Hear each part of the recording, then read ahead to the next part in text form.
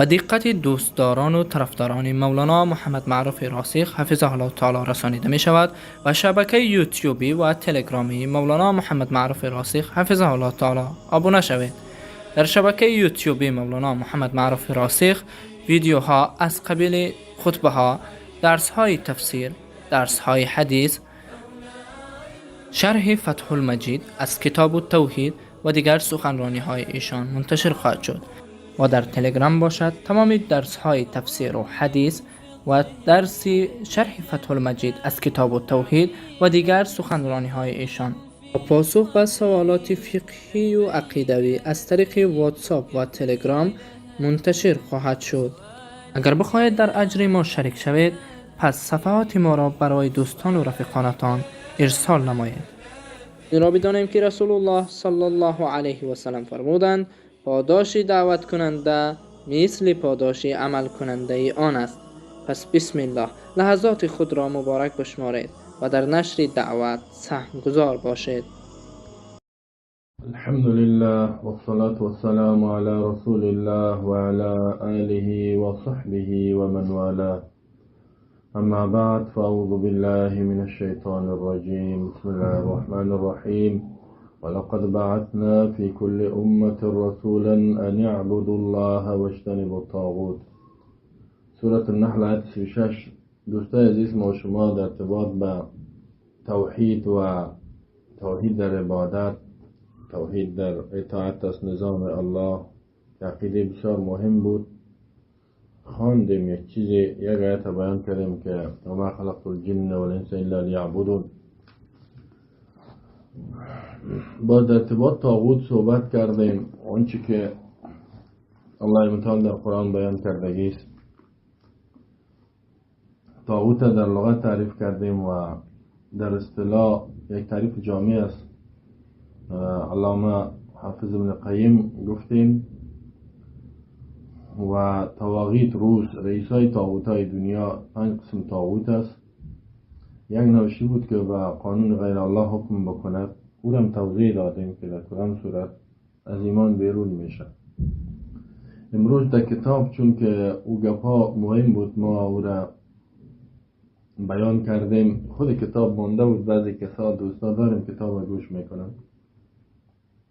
یکم تعریفات زیاد دیگه هم از برای طاغوت است، این را بیان میکنیم. قول الله متعال که میگه ولقد بعثنا، یقینا ما را کردیم در هر امت و قوم و انسانها، قبایل و شهرها رسولا پیامبر را، یعنی در هر طایفه الله میگه پیامبر آمده. گپ کل انبیا می بوده که مردم به این چیز خواستن که اینا عقیدهشان به این جور شود که یعنی عبد الله، عبادت و همه انواع اقسام عبادت ما شما گفتیم 15 قسمت، همه‌شو خالص بکنین به خاطر الله. عبادت ها را مختص بکنین به الله، فقط الله را عبادت کنین، فقط از قانون و نظام الله اطاعت کنین که در قرآن حدیث بیان شده. اجتنبوا الطاغوت، و از طاغوت اجتناب کنین. هر نوع طاغوتی که هست، طاغوت چی در صورت بت ظاهر می شود، در چهره بت ها. امیال هندوستان رو ببینید 2 میلیارد انسان دارد، یعنی اینا زیادتر اینا 2 میلیارد هندو اکثریتش بت ها را عبادت میکنن. با چهره مجسمه‌شان بعضی چهره انسان داره، بعضی چهره گاو داره، بعضی چهره فیل داره، بعضی چهره پیرا و اینا رهبرایشان داره. مختلف چیزا را عبادت میکنن. رهبرا و علما و پیرایشان از اونا را زنده هستن، اونا را تا عبادت میکنن، اطاعت میکنن، از اونا مدد میخوان. طاغوت ها چه چهره قبر میگیرد، در یک آدمی است نیک است یا نیست در قبر است او را عبادت میکنن. طاغوت هایی است که به صورت یک عالم ظاهر میشود، یک خدا پیر میگه، خدا رهنما میگه، چیزی او را عبادت میگه، چیزی رهبر خدا میگه، چیزی رئیس دولت خدا میگه. مردم به قانون و نظام خود دعوت میتن. الله گفت طاغوت اجتناب کنید.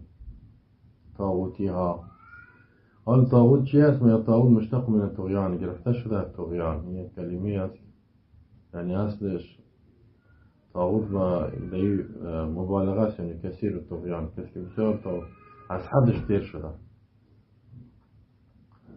طغیان چی میگه؟ و مجاوزت الحد، میگه این دیر شدن از حد است طاغوت، یعنی از اون حد شرعی که الله برای هر کس تعیین کرده برای ما شما از حدش دیر میشه. مثلا ما شما کنیم مخلوق الله هستیم، بنده الله هستیم، باید عبادت الله را بکنیم، غیر از الله دیگه کسی را عبادت نکنیم، غیر از قانون الله دیگه قانون را قبول نکنیم و خدا بنده بگوییم، خدا محتاج بگوییم. ما حق نداریم که قانون بسازیم در زندگی انسان ها، امر و نهی بکنیم، مکلفیت تعیین کنیم. ولی یک کسی اگه می قانون میسازه، ای از حد خود چی کرد؟ تجاوز کرد. مردم به عبادت خود دعوت میده، مردم به اطاعت از خود دعوت میده، عبادت الله رو نمیکنه، ای از حد خود چی کرده؟ تجاوز کرد. دمیال رهبرای کفار دنیا رو ببینین، از حدشان تجاوز کردن، الله رو عبادت نمیکنن، قانون خودشان میسازن. قال عمر بن الخطاب رضی الله عنه در ارتباط مصداق طاغوت میگه طاغوت کی است چی است؟ میگه عمر بن الخطاب. عمر بن الخطاب شما میفهمید که صحابی رسول الله صلی الله علیه وسلم، صحابی کسی را میگه پیامبر دیدگی، صحابه و ایمان آورده و با ایمان دنیا رفته و تابعداری پیامبر کرده. جلیل القدر است عمر، فرزند خطاب، پدرش از عدوی قریشی، قبیله عدوی از قریش بود. خلیفه دوم مسلمان ها، رئیس دولت مسلمان ها و رئیس حکومت مسلمان ها تعیین شد بعد از ابوبکر صدیق، بعد از وفات پیامبر صلی الله علیه وسلم. بیش از 10 سال حکومت کرد، رئیس دولت مسلمان ها، خلیفه بود. الحمدلله بسیار غیرتی بود به دین اسلام و شد اینشان در تطبیق حکم الله عمر رضی الله عنه بود. عدالتش کافرم از عدالت عمری یاد میکنه، علمی عمر است. عدالت عمری میگن میخواهیم.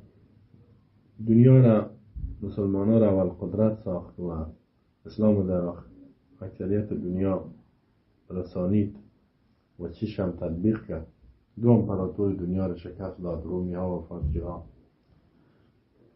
این شهید شد در بالاخره بعد از 10 سال حکومت در سال 23 هجری قمری، 23 هجری قمری شهید شده است. در نماز بود، در محراب نماز میداد. یکی از مجوسی ها، آتش پرستا از قوم از طرف فارس روان شده بود، تا پشت سرش در نماز بود، تیر سرش حمله کرد، بالاخره زخمی شد و به شهادت رسید. عمر بن خطاب رضی الله عنه مفسر محدث هم است، فقیه مجتهد. طاغوت میگه شیطان، طاغوت شیطان است. این در قرآن که طاغوت را بیان کردگی است، چی را میگه؟ میگه شیطان هم میگه شیطان. واقعا این را گفتیم که روس و طواغیت است، نه شیطان در اصل است دیگه. باز دیگه طاغوت ها کرد از شیطان بیرون میشن. شیطان اولش است. اجتناب کنین از طاغوت، یعنی از عبادت شیطان، از اطاعت نظام شیطان. قال جابر رضی الله عنه میگه که الطواغیت کهان، طاغوت ها که است. جابر هم یکی از صحابیای جلیل القدر دیگه است، جابر بن عبدالله انصاری از انصار از اهل مدینه بود. عمر مهاجر بود، که انصاری بود. شهید بیعت در بیعت رضوان، یعنی در بیعتی که در تحت عمود درخت شده بود سال 5 هجرت در جنگ حدیبیه یا بسال صلح شد، در اونجا حاضر شده. الله از یاد میکنه کسایی که بیعت کردن در زیر درخت. الله میگه لقد رضی الله عن المؤمنین اذ یبایعونک تحت الشجره.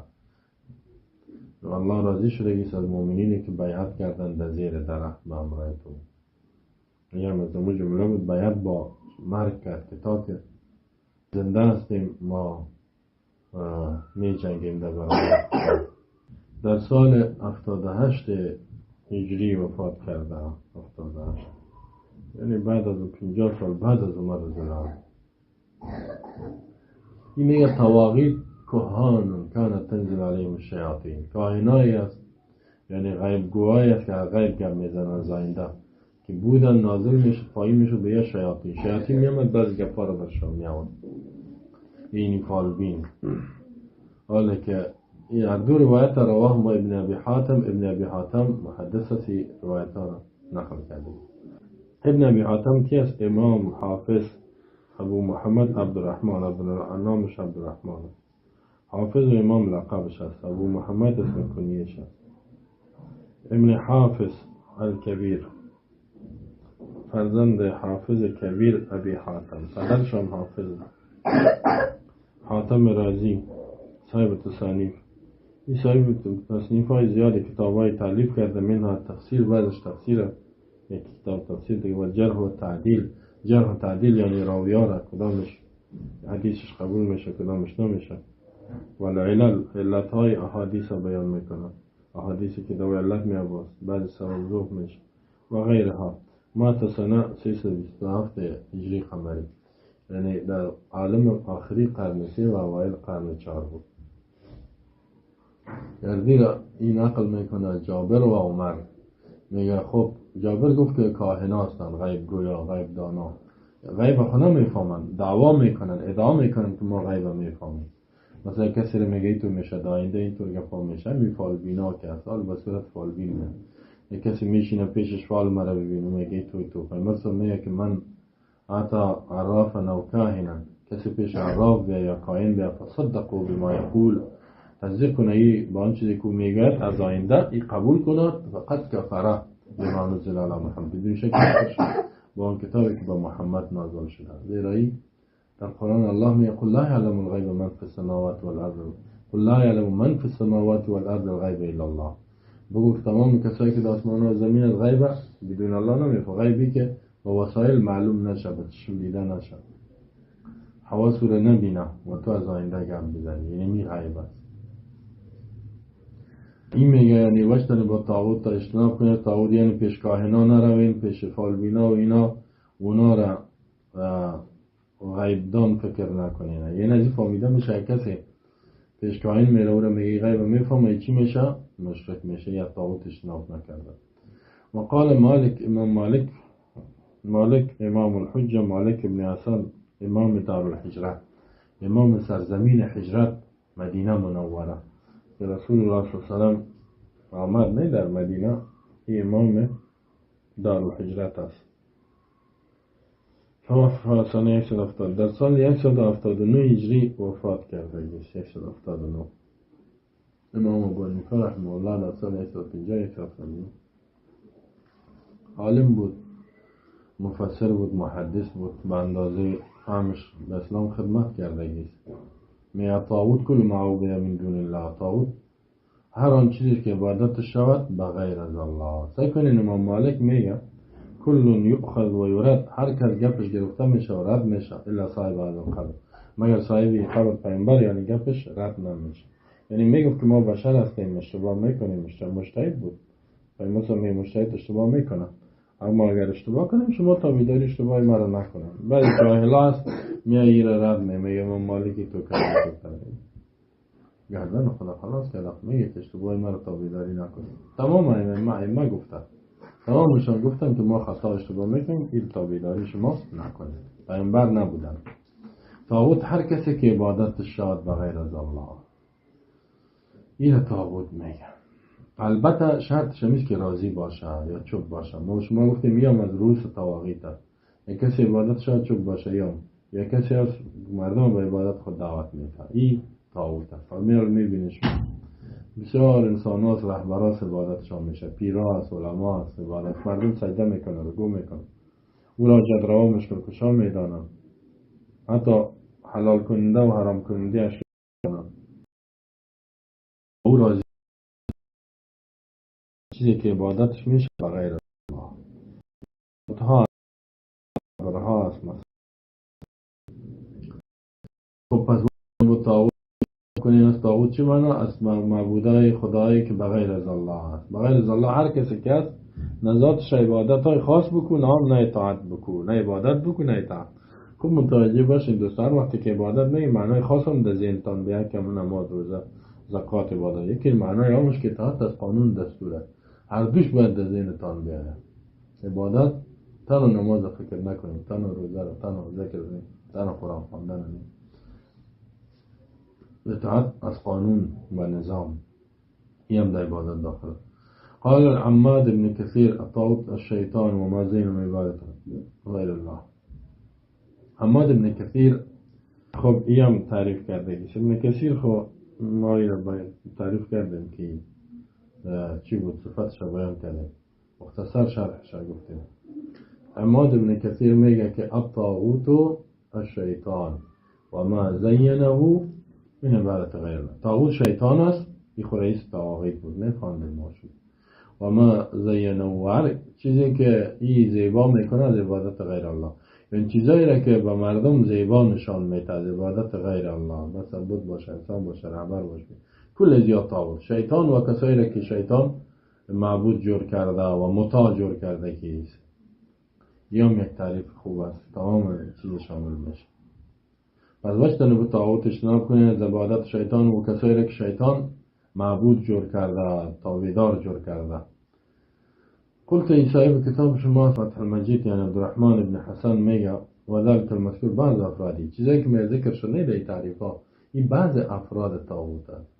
یعنی طاغوت خود افراد زیاد است، فردش، این بعضش همی کسایی بود که تعریف شد.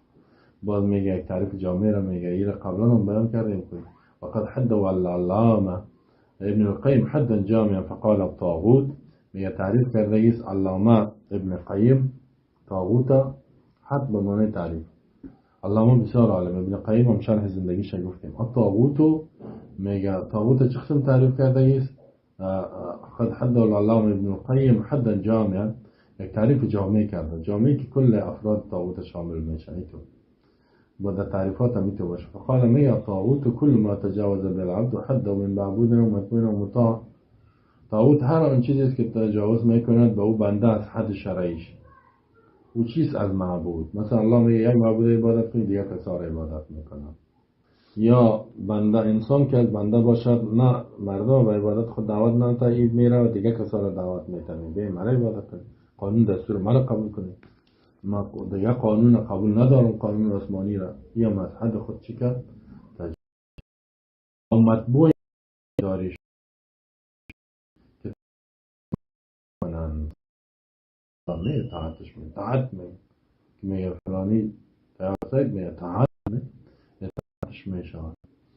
اینی و او اطاعتش در گناه میشه و سکوت است، و خوش میشه که در گناه مردم اینی هم کس طاغوت میشه که خوش است که در گناه مردم را چی کنن؟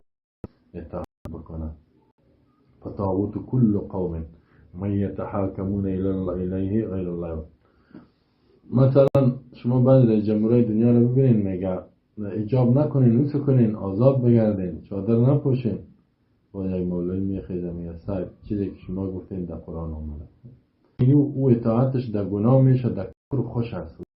اون هست که من الیه که حق قانون به او میشه یتحاکمون، یعنی فیصله به او برده میشه، قانون قضایا به او برده میشه، دعوا به او بین ما. بعضی او قاضی می باشه، بعضی وقت او رئیس جمهور، رئیس دولت می باشه، بعضی وقت او فلانه قاضی می فلانه الله می باشه. اشتناب کنین رئیس فیدا و قاضی ها و محاکم، قوانین حکومت های که خلاف حکم الله و رسول فیصله میکنن، از او دور شوین، از او انکار کنین، اجتناب کنین، با او کافر شوین. فمن یکفر بالطاغوت، با او الله منکر شوین، از او نفرت داشته باشه. این که نباید قلب را بد ببرید. کسی که غیر از الله و رسول الله است، دستور میته، قانون میته، نفرت داشته باشه. نفرت. خب طاغوت ارقام کسایی که فیصله را به او میبرن، نه مثل که ما شما در آیت خواندیم الم تر الی الذین یزعمون انهم آمنوا بما انزل الیک و ما انزل من قبلک یریدون یتحاکموا الی الطاغوت وقد امروا ان یکفروا به. دیدی الله میگه نمیبینی، تعجب نمیکنی به طرف کسایی که ادعا میکنن یزعمون یا ایمان دارن به کتابی که به تو نازل شده، قرآن، به دیگه کتاب آسمانی، باز یریدون کوشش میکنن که فیصله خدا را یتحاکم به کجا ببرن؟ یتحاکموا الی الطاغوت، به طرف طاغوت، کسایی که از قانون الله را قبول دارن به او میبرن، بیا به نظام الله فیصله نمیکنن به او میبرن فیصله خدا نه. وقد امروا ان یکفروا به، در حالی که امر شدن که کافر شون به طاغوت. فکر تا کافر به طاغوت نشی ایمان صحیح نمیشه. حتی ابن کثیر در این روایت میگه، آیت 60 سورة النساء، هذا انکار من الله تعالی علی ما یدعی الایمان، الله رد میکنه، انکار میکنه کسایی که دعوای ایمان میکنن به ما انزل الله علی رسوله، با کتابی که به رسولش نازل شده، و الانبیاء به انبیا نازل شده. دیگه انبیاء سابق میگن ما قرآن قبول داریم، تورات قبول داریم، انجیل. بعد از اون میگه میبره به قانون الله، به دستور الله. منافقین است، یعنی ایمان نه خارج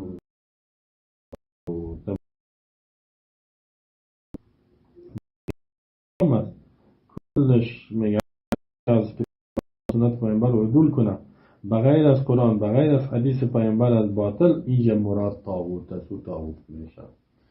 کسی که عدول میکنه، کسی فیصله میکنه، اینا چی میشن؟ طاغوت میشن. پس از قوانین غیر الله چی کنین؟ اگر که بین المللی باشه، ای باشه، هر چی که میگه اعلامیه جهانی حقوق بشر، این طاغوت و خلاف قرآن و قوانین بین الملل و بین الدولی، کلش کفریات است. از این باید انکار بکنید. او یعبدون من دون الله او یتبعون ولا غیر بصیرت من الله، یا عبادتش میکنن طاغوت هر قوم چیز فیصله را با میبرن، یا عبادتش میکنن بغیر از الله. بغیر از الله عبادت میکنن. خیلی مثلا قبرها را عبادت میکنن، بت‌ها را عبادت میکنن، بعضی پیرها را عبادت میکنن، حتی علمای خودم به نام پیر عالم سجدهش میکنن مردم، بعضی بخی میخواه را حاجت را و مشکل کشای خود میدانن، او را امر و نهی، آمر و نهی مقتضای مطلق خود میدانن، هر چیزی که بگویم تو میکنن. او یتبعونه علی غیر بصیرت من الله، یا این که تابعداری از او را میکنن بغیر از بصیرت از جانب الله، بغیر از دلیل از جانب الله تابعداریش را میکنن. یعنی دلیل نیست از الله و رسولش، میره تابعداریش را میکنن. مثلا امی بعض متعصبین مذاهب هستن، اما مقلده که میگه که اصل اطاعت از الله و رسول مجتهدم مطابق حکم الله و رسول اجتهاد کرده. هر وقت که او فهمید که اجتهادش مخالف قرآن است یا حدیث است، ایلاش کرد. این تقلید نیست که بد باشد، یعنی این را به چی برسانه؟ به گناه یا به شرک. اونو تقلید به شرک میرسه، مثل تقلید مشرکین چی میگفتی؟ الله در قرآن یاد میکنه هر مؤمنی که مشابه شود در تقلید شرکی داخل میشه. تقلید چی را میگه؟ تابعداری بدون دلیل از یک کسی، دلیلش پرسان نمیکنه. و این خو ولی زمانی که برات واضح شد که فتوای از نظر اجتهادش مخالف قرآن است، آیت صریح، حدیث صریح، باید گپش رد کنی. الا نمیتی میگه نه میفهمه، خیر است که گفته اینی جواز دادن. و آدم تو چی جور کردی؟ او را تو معبودت جور کردی، یعنی او را طاغوت جور کردی. مثلا الله متعال در سورة بقره می فرماید و اذا قیل لهم، مشرکین نه، اتبعوا ما انزل الله، وقتی که بر مشرکین گفته شد کافرها تابعداری کنین ما انزل الله، ما انزل الله آن قانونی که الله نازل کرده، قرآن است، سنت است. قالوا اینا میگن بل، چی معنی؟ ما انزل الله را قبول نمیکنیم تابعداری، بلکه ما نتبع تابعداری میکنیم ما الفینا علیه آبانا، آن چیزی که پیدا کردیم به او طریقه و عقیده پدرای ما، نیاکان ما چیزی گفته، بزرگای ما چیزی گفته، بزرگان ما میگه چیزی گفته. الله میگه ولو کان آباهم لا یعقلون شیئا ولا، اگر پدر از اینا لا یعقلون بودن، هیچ چیزی را نمیفهمیدن از دین، ولا یهتدون به هدایت نبودن، یا تابعداری میکنن. از چی فهمیدن میشه؟ ولو کان فهمیده میشه که ولو کانوا یعقلون و یهتدون، کسایی که اونا عقل فهم دینم داشته باشن، به هدایت باشن، اون بدون در گناه و بدون دلیل تابعداری گپایشان نمیشه. زمانی که دستورش مخالف اجتهادش یا فتوایش مخالف حکم الله و رسول باشه، این رهبرای شما خود لا یهتدون و لا یعقلون هستن. اینا رو چطور تابعداری میکنید؟ مثل که در افغانستان در جای ببینید یک جاهل بدبخت هم 6 و 7 مکتب هم نخوانده، عقیدهش هم شرکی، 2-3 میلیون نفر زنده باد مردباد گفته پشت از او میدوه. تابعداریش میکنن بدون بصیرت از جانب الله، بدون دلیل. خب حتی زنده باد مردباد میگوید. مثلا اینمی عالمی که یک عالم مثنی دیدم بخی تعجب کردم به نام حنفی که اونجا او گپ میزنه که کسی در یک مسئله دینی را میگه برش بیان کنی و بگه دلیل از قرآن بیار، میگه مسلمانه گپ دینه که برش بگه دلیل از قرآن بیار، بفهمی که چی است وابی سکن. دلیل قرآنی را میگه که وابی، یعنی 25% وابی شده. اگر میگه خود شیخ الحدیث هم میگیره، خب کلان عالم باز میگه اگر گفت که در این مسئله صاحب حدیث پیش کو به ما، بفهمی که 50% وابی است. خب باز میگه اگر برش بگویی که اگر برات بگویی که حدیث صاحب گفتین سند ازیره بگویی حدیث صحیح است نیست در کدام کتاب است، باز میگه بفهمی که 75% چی است وابی است. و اگر میگه گفت که شرک یعنی این عمل شرک است و اینی مشرک میشه در این عقیده، بفهمی میگه که 100% چیست وهابی است. وهابی چی است؟ از یهود نصارا به تعریف خود از یاد بده است، میگه قتلش واجب است، کسی را میکشه میگه در جنت میره. این حال سعی کنی یعنی می تو میگه کسی قرآن یعنی در دلیل پیش کنه حدیث نه، این کفر بواح است، کفر صریح است این گپا. خب ولی مردم اونموجا ناره تکبیر و زنده‌باد مرده‌باد و گپا یا موجا 6 تا لنگی سفیدا و ملا یک دانه میخیزه که بگه بیشی چطیات کفریات میگی ظالم تا شد تو سلیدم دانش بزنن پایینش کنن. تو چی میگی؟ ما را کافر فکر کردی؟ ما قرآن ایمان داریم، آمنت بالله و ملائکتی و کتبی و رسولی، ما رسولا را قبول داریم، حدیث پیامبر صحیح ترین کتاب ما بعد قرآن صحیح بخاری است. تو چطوری کفریات میگی؟ در دیگه بیان خطو گفته بود که حالا دیگه کسی صحیح بخاری را آورده نمیتونه در دلیل پیش کرده. یه وضع ایگه پا بگن انو زوره صاحب دیر شد بیان دو کو، دیر شد بیان دو کو، بسیار این بیان خوب کردی و کفریات میگه این میگه بیان خوب کردی، یا با کفریاتش ناره تکبیر و چیزا میگه. این به این خاطر میگه تابعداریش میکنن لا غیر بصیرت، بدون علم از جانب بصیرت از جانب الله نی، دلیل نداره، به دلیل خلاف قرآن گپ زد میخیزه تابعداریش میگه گمی کفرم بگه من قبولش دارم. اینی هم چی شد؟ و آدم خود طاغوت شد. خب این کسایی که زنده باد گفت یا کافر به طاغوت یا مومن به طاغوت شدن، ایمان از یا مومن نشدن. دیگه مثالایش فکر کنیم، بسیار مثال ها. من یکم مثال میتونم که واضح شه و یتونون فی ما لا یعلمون انه طاعت لله. یا سعی کنیم تابعداری اطاعت از او را میکنن در آن چیزی که نمیدانند که اطاعت از الله. سعی کنیم یعنی اطاعت فرمانبرداری یک کسی را میکنن در چیزایی که نمیدانند که اطاعت الله است. فهمیدید؟ باید اطاعت از گپای کسی در چیزی بکنی که اطاعت از الله باشد. در آن چیزی که اطاعت الله نیست از او اطاعت نکنی. یا جاهلانه یعنی اطاعت میکنن، نمیفهم که اطاعت الله میشه نمیشه، خلاص قبول دارن. صاحب هر چیزی که شما بگین ما اطاعت میکنیم، هر چیزی که شما بگین اگر ما را بگین خدا در آتش هم پرتو میپرتیم، ما بسیار شما را دوست داریم. این شرک است. خب زیرا مخلوق اطاعتش مقید است. پیامبر صلی الله علیه وسلم میگه که لا طاعت فی معصیة الخالق، اطاعت در صورتی که گناه به خالق باشد هیچ کس نمیشه. از امیرایتان اطاعت کنین کلانایتان. پیامبر صلی الله علیه و حدیث میگه ما لم یأمر بالمعصیه، تا وقتی که به گناه امر نکنه، به گناه امر کرد اطاعتش نکنی که کافر میشی. با در گناه او را هیچ کسی حق نداره حلال الله را حرام کنه، حرام الله را حلال کنه. ولی اگم تو میگه که مرا فلانی اینطور گفت، فلانا یک گناه را پدر جان میگو برو در بانک سودی کار سود بخو، خیره. اطاعت پدر و مادر میگه که بکن. نه، اطاعت از پدر و مادر واجب است در کارهای خیر، در کارهایی که مطابق اسلام شد. وقتی مخالفت باشد هیچ پدر و مادر خمسان بحث هیچ کس نمیکنی اطاعت. و این جاهداک علی ان تشرک بی ما لیس لک به علم فلا تطیعهما. الله میگه پدر و مادر کوشش کن که شریک کنی به من چیزی که با علم نداری، اطاعتش نکنی. در گناه از هیچ کس اطاعت نمیشه. یکی اینال اطاعت از یک کسی میکنی در یک گناه، اینی را بخوانم میگی گناه است. مثلا میگه بیا میز شراب آماده شده استفاده کنیم، تو میگی خب گناه است، میگه خب گناه است، گناه میکنیم ما. گناه است، بله گناه است، گناه میدانم، توبه میکنیم، یا میگه یکم گپا میگه. تو میری اینا که تو شراب میخوری، دیگه کافر نمیشوره، گناهگار میدانی، میگی که خواست قبول کنم ما این گناه است، میگی حق نداره که من اطاعت از این را بکنم. اما یکی است که میگه این حق دار است، اینی که گفت بیا اطاعت بکنی، شراب مشکل نداره، گفت مشکل نداره، اومد شراب خورد، این گفتم مشکل نداره، یه را طاغوت جور کرد، زیرا حرام الله را چی کرد؟ حلال جور کرد و این آمد که تشی یک جاش. پس آن چیزی که اطاعتش میکنند، آنچه که نمیدانم که اطاعت الله هست، مطلقا اطاعت میکنم. مطلقا چی معنی؟ خوب باشه، بد باشه، هر چی که مخالف قرآن باشه، حدیث باشه. اگر نه اطاعت علما خب میشه، اطاعت علما واجب است.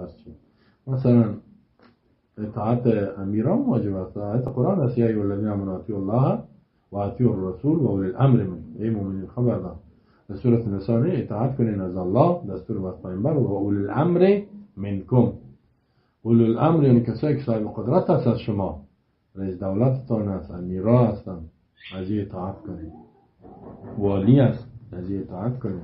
خب تا اونجا نگفته و اطیعوا الله، یعنی مقید است، در صورتی که دستور از او، گفت از او، هدایت از او، خواست از او مطابق چی می باشه؟ حکم الله و رسولش می باشه. از علما هم بعد میولو الامر علما است، از علما اطاعت کنین گپایی که میزنن، در صورتی که گپش موافق چی باشه؟ قرآن سنت.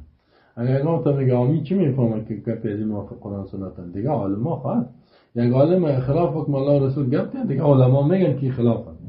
هر وقت که فهمیدی که گپ از خلاف است و علمای حق بیان کردن، تحقیق بکن، در چیزی که اختلافی شد تحقیق کن، با دو جورت اطاعتش نکنی. مثلا یک کسی میگه که یک مثال بسیار کوچک براتون، در نماز مثلا دست بالا کردن، رفع یدین که میگنی، دست بالا کردن یک بار، دوم بار کردی عمل کسی را، نمازت فاسد میشه، میگن نکنی دوم بار، ساتیری میشه و این میشه. تو دیگه عالم میگن نه این حدیث هست، این پیامبر می کار کرده.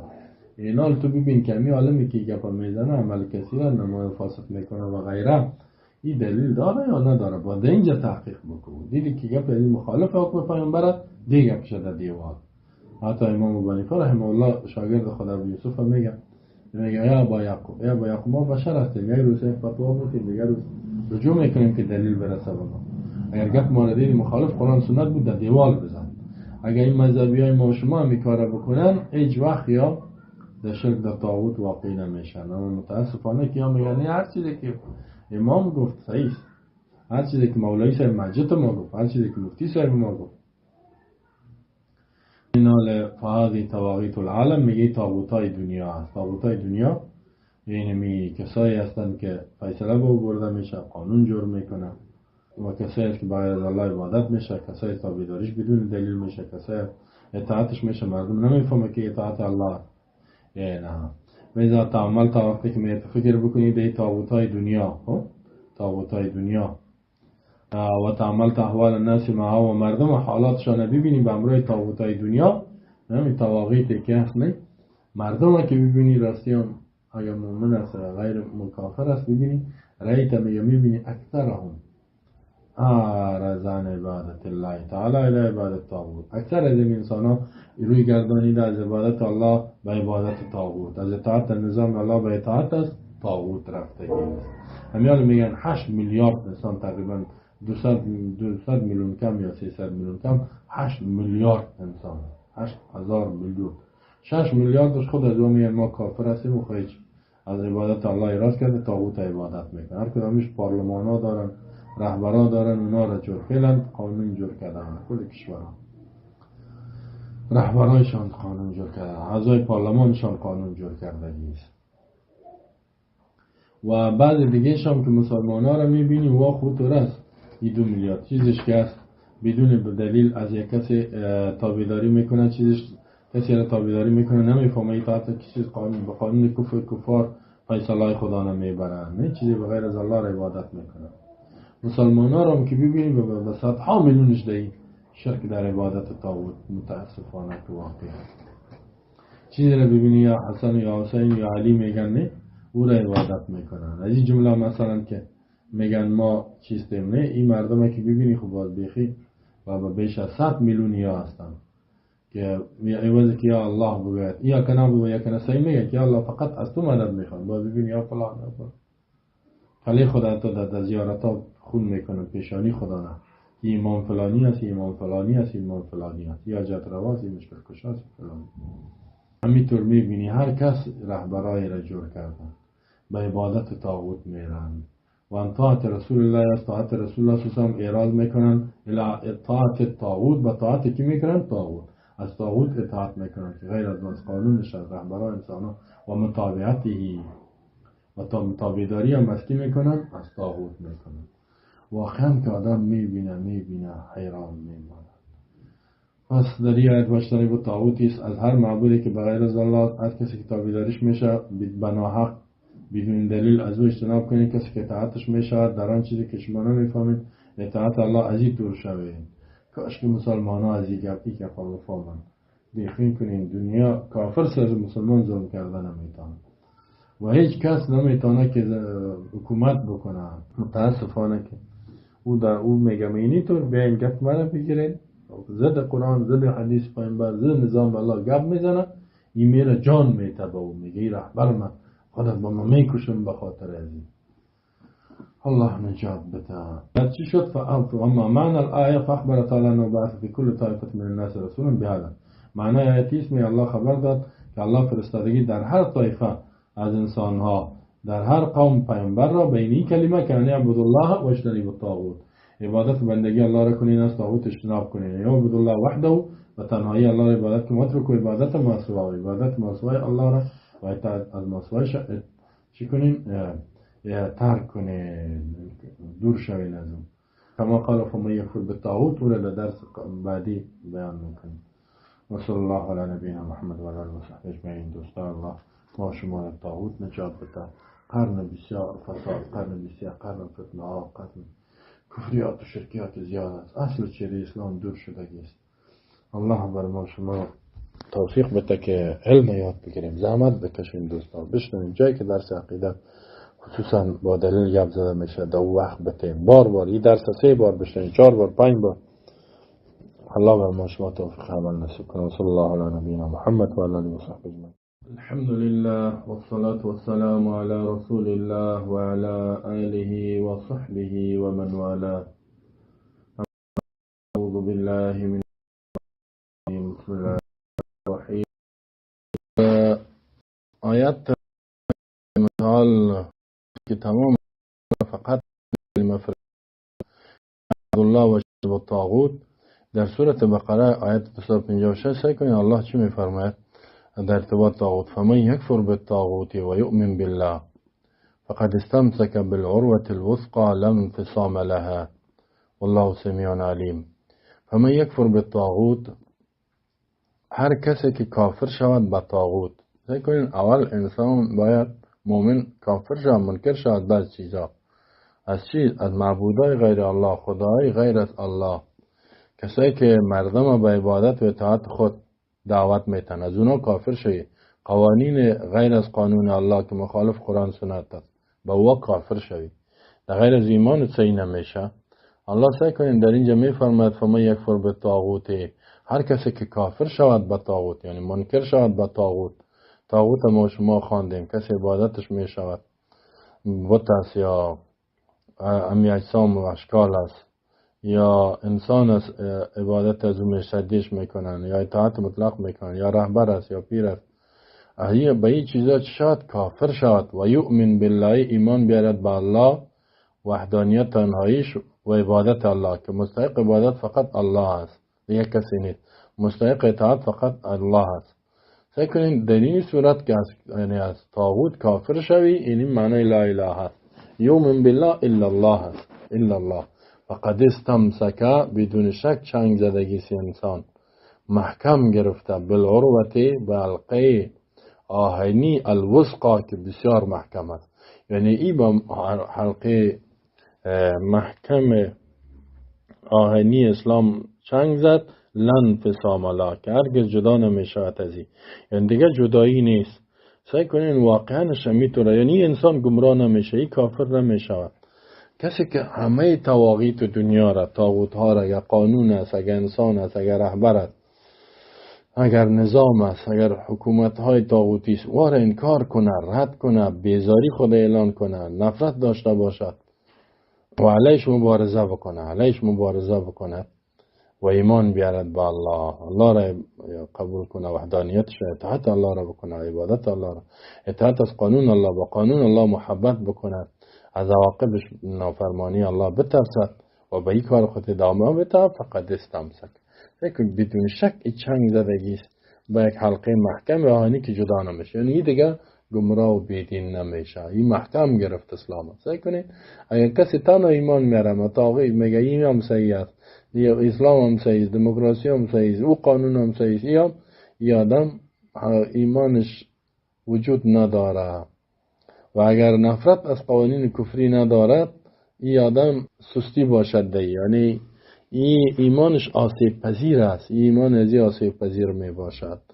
و می خاطر اول تواغیت دنیا را، طاغوت هایی که خدا اله جور کردن، خدا جور کردن، به هر چهره و صورت و شکل کس اونا را انکار کنی، اونا را رد بکنی.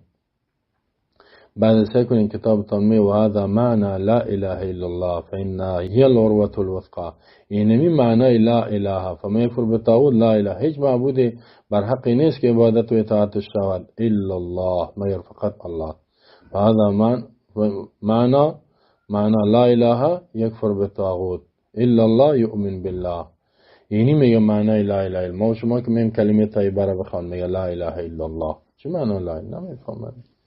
یا کلمه شهادت که میگه اشهد ان لا اله الا الله، یا کلمه توحید که میگه نامه مختلف که ماندنی لا اله الا الله وحده لا شریک له، کلش همین نامه را مردم سرش مانده. کل اینا اینمیسته که از طاغوت ها نظاماش امقه توضیحاتی که شد، اینی گپا را بفهمی و از اونا منکر شوی، انکار بکنی تا که معنی لا اله الا الله را بفهمی. خب لا اله الا الله کلمه عربی عربایی را میفهمیدن که ما اگر بگیم لا اله الا الله کل خدای ما و معبودا و رهبرای ما رد میشه و می خاطر و نمیگفتن لا اله الا الله. مسلمانای ما به زبان میگن که بگوی لا اله الا الله چه معنا، هیچ بوی نمیبره که چی معنا. فإنها هي العروة الوثقى، اینمی کلمه توحید است که میگه حلقه محکم آهنی اسلام است که هرگز انسان از این طور باد و شمال و شک و شبهاتی را از بین نمیبره. باز در سکنین در ارتباط ای آیت ابن کثیر میگه مقال عماد ابن کثیر فی هذا العماد ابن کثیر در ای آیت، چون که ابن کثیر یکی مفسرین بسیار معتبر و جید و تفسیرش با روایت زیاد است. میگه کلهم یدو الی عبادت الله، کلهم ای رسول، تماما انبیا میگه یدو دعوت میدادن مردم، طلب میکردن، تشویق میکردن الی عبادت الله، به عبادت از ذات الله و قانون نظامش، و ینهان عبادت ما سوا، و منع میکردن از عبادت ما سوا غیر از الله. تمام انبیا یعنی این کار کردن. اگر دوستا ما شما میخوایم که برای همه انبیا بریم، همه پیامبران و رسولان الله، همه مردم باید به عبادت الله و اطاعت از قانون نظام الله دعوت بدهیم و منع کنیم از عبادت غیر الله و از قانون نظام های غیر الله. ما و شما همه ما برای انبیا میریم، این انبیا رسم در جنت میرن، در نعمت الله ما و شما رو میبره. الله انبیا رو نصرت کرد در دنیا، ما شما رو الله مدد میکنه. خب به شرطی که به منهج از اونا بریم. فلم یزل سبحانه یرسل الی الناس الرسل بذلك منذ حدث الشرك في بني آدم في قوم نوح الذين أرسل إليهم، وكان أول رسول بعثه الله تعالى إلى أهل الأرض إلى أن ختمهم بمحمد صلى الله عليه وسلم الذي طبقت دعوته الإنس والجن في المشارق والمغارب.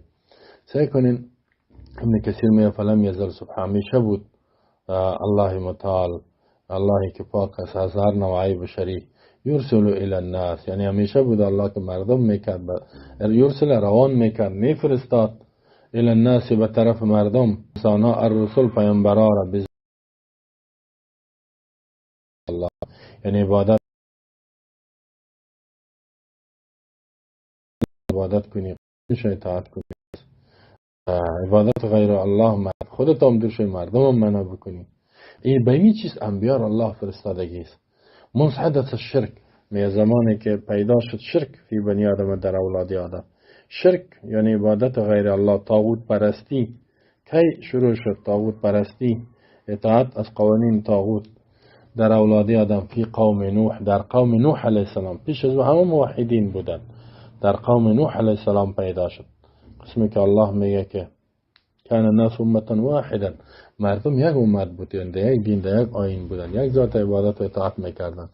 خب اختلاف کردند، یعنی بعضی کافر بعضی بیدین شد. فبعث الله النبیین، الله انبیا را روان کرد، پیامبران روان کرد، به خاطر که اول عقیده مردم جور شد، باز اعمالشون جور شد. قانون نظام روان کرد الله برشان که از قانون الله اطاعت بکنن، قانون الله را بپذیرن. شرک در قوم نوح الذین ارسل الیهم، او قومی میگه که فرستاده شد به اونا، الله نبی خدا فرستاد. و کان اول رسول، بود نوح علیه السلام اولین پیامبر. بعثه الله تعالی الى اهل الارض، الله اینو فرستاد روان کرد به اهل زمین، من حیث پیامبر. سعی کنین اولین پیامبر نوح علیه السلام، عمرشان بسیار، الله عمر زیاد داد، بیش از 1000 سال عمر داشت و 9.5 سال مردم دعوت داد، مبارزه علیه شرک کرد، خسته نمیشد هیچ. ما و شما حتی دعوت چی که خود ما قرآن گوش نمیکنیم، عقیده توحید گوش نمیکنیم، اصلاح مردم خوبان، افسوس مسلمانای هستیم. الان ختم تا این که الله اینا را ختم کرد، ختم ساخت انبیاء علیه السلام، آخر ساخت به محمد صلی الله علیه. آخرین انبیاء محمد صلی الله علیه. کسی بگه بعد از محمد دیگه هم پیامبر میاد، یه هم کافر از مؤمن نیست، یه از آیات قرآن انکار میکنه. یعنی آخرینشان کی شد؟ محمد صلی الله علیه و سلم. ختم نبوت نه، رسول الله صلی الله علیه و سلم باز به اهل مکه فرستاده شد، چقدر مبارزه کرد تا اینکه الحمدلله نظام الله را جور کرد.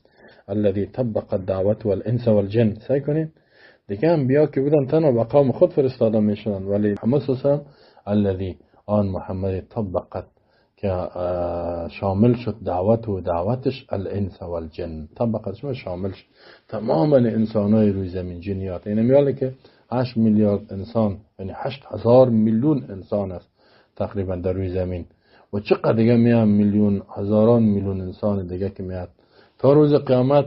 پیامبرشان کی است؟ محمد صلی الله علیه و سلم. کسی را قبول نکنه کافر است.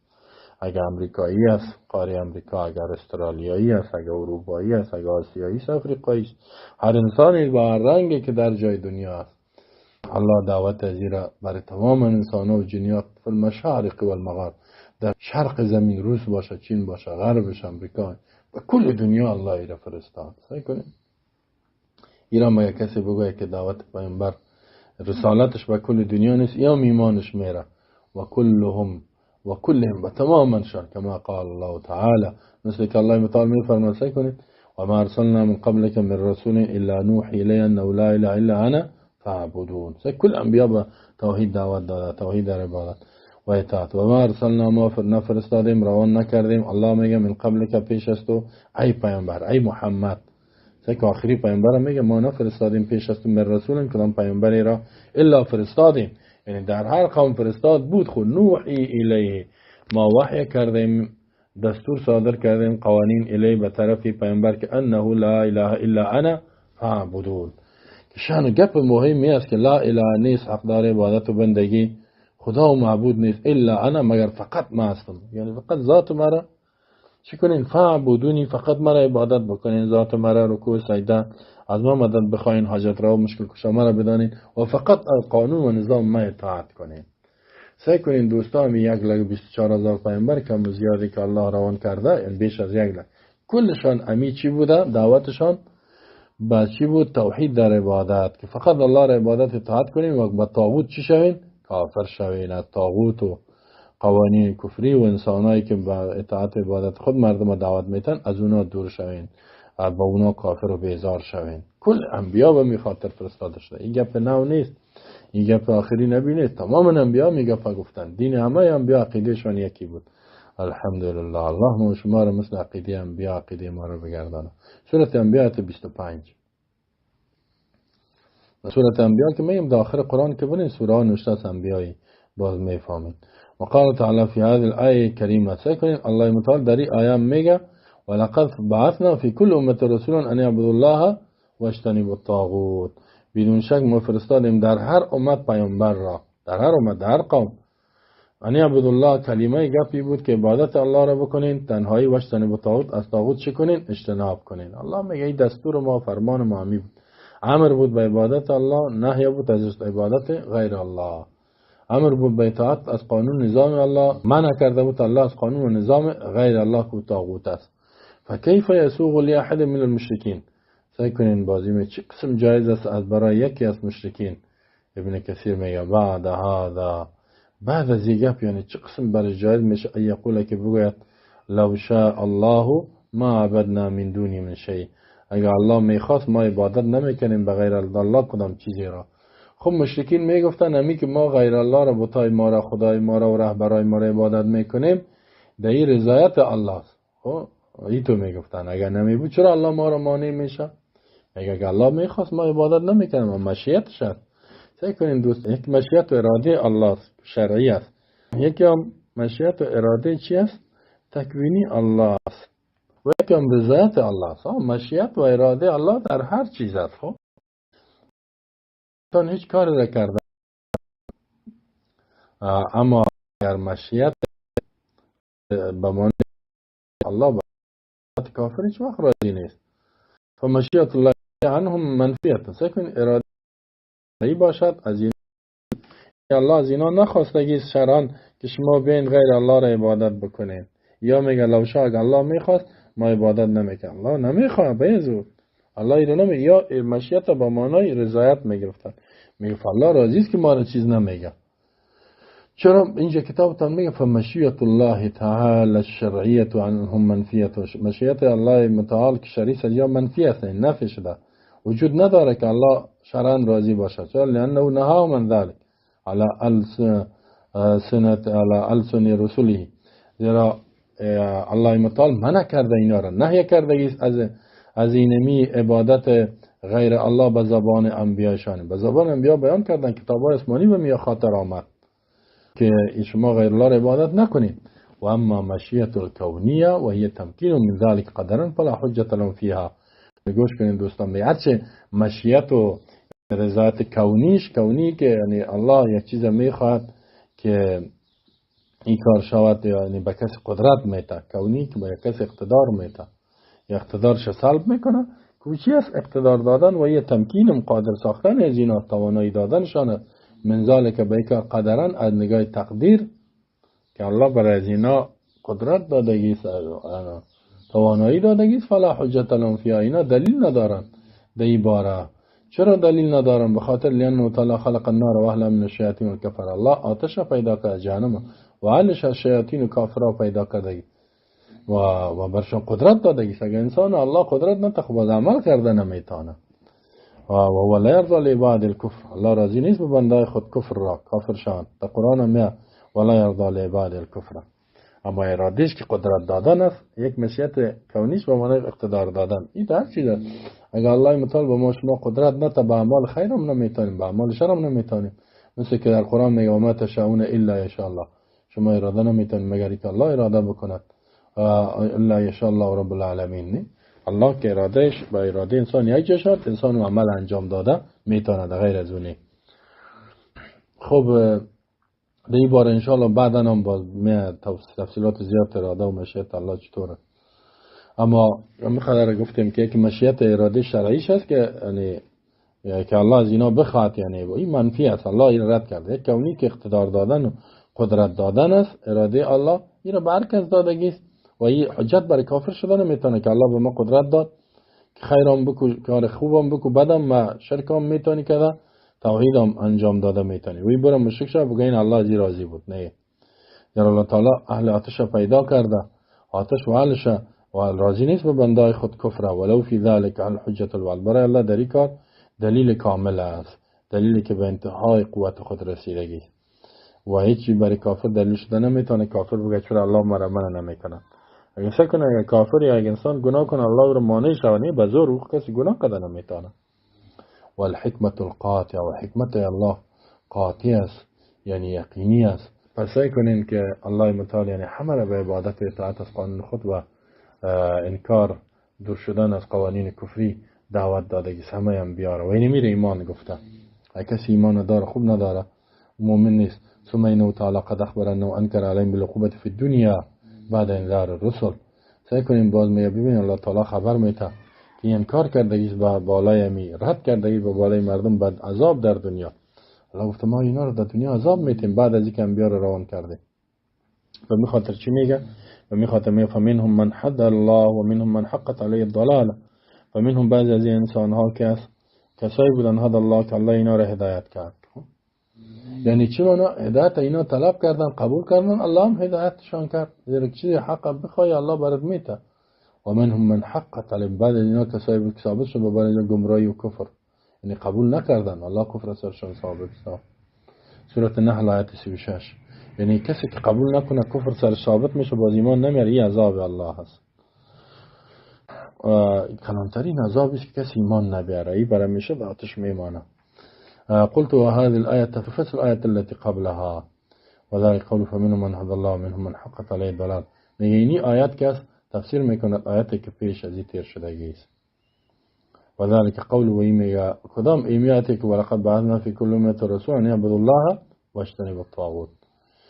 این تفسیر آیت و ما خلقت الجن والانس الا ليعبدون. وذلك قول میگه سخن الله فمنهم من هدى الله ومنهم من حقت عليه الضلال. بعد از یا کسایی بود که هدایت کرد الله اینا رو بعدشان کسایی بود که گمراهی رو بالشان چی کرد ثابت ساخت. فتدبر فکر بکو. خب الله متعال یعنی این را بیان کرد که همه انبیا را ما به می خاطر فرستادیم که عبادت اطاعت فقط از الله شد. و دلت هذه الآية على الحکمت فی ارسال الرسل دعوتهم اممهم الى عبادت الله وحده. سیکون میگه این آیت دلالت میکنه که حکمت از فایده و حکمت چیز فایده دلیل فی ارسال الرسل در ارتباط انبیا که الله انبیا روان کردگی چیز دعوتهم دعوت دادن انبیا دعوت کردن انبیا بود امم و امتای خدا را الی عبادت الله وحده به عبادت از ذات الله و قانون الله و تنها الله را عبادت بکنیم و اطاعت قانونش بکنیم و نهی عن عبادت ما و منع کردن مردم از عبادت ما سوای الله بغیر از الله را عبادت نکنین رکوع سجده و مدد نخواهید و قانون غیر الله را اطاعت نکنین و ان هذا و دین الانبیاء والمرسلین. اینی دین کل انبیا و پیامبران است فرستاده شدگان. دین کل انبیا چی بوده که غیر از الله دیگه کسی عبادت نکنید. و این اختلاف شریعت هم اگر که مختلف بوده شریعت قانون شریعت قانون هم میگه یعنی قانون زندگیشان در زندگی اجتماعی سیاسی اقتصادیشان فرق میکرده اما در عقیده همهشان یکی بودگی است همه یکی بودن کما قال تعالی میگه مثل که الله میگه لکل جعلنا منکم شرعة و منهاجا لکل برای یعنی کل امت برای هر قوم جعلنا ما مقرر کردیم الله منکم از شما انسانا شرعتا شریعت منهاجا راه کلام منهاج یعنی امو مسلک میگه طریقه عبادت شریعت قانون یعنی برای هر یک از شما از قانون خاص الله میگه ما روان کردیم منهج و مسلک خاص روان کردیم. خب البته یک منهج میشه یک شریعت قانونی که الله نازل بسیار مخصوص